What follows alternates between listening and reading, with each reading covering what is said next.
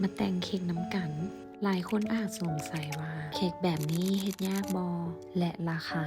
จะแพงบอจะมาเล่าให้ฟังทุกคนคลิปนี้มีคำตอบ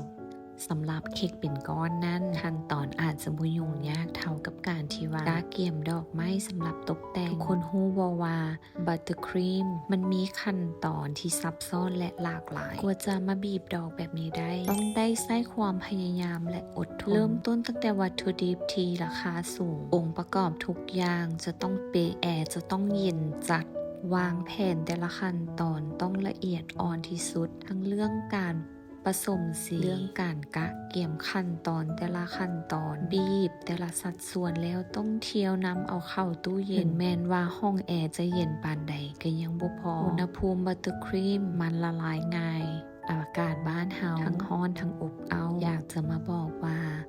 บ่ว่าด้วยศิลปะ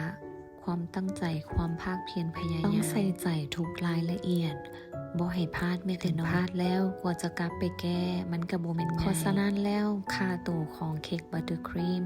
ที่บีบดอกไม้แบบนี้ราคาของน้องค่อนข้างสูงรสชาติของทางไหนสามารถปรับเปลี่ยนได้ตามลูกค้าฝากบ้านเฮาไว้ในอ้อมอกอ้อมใจเด้อ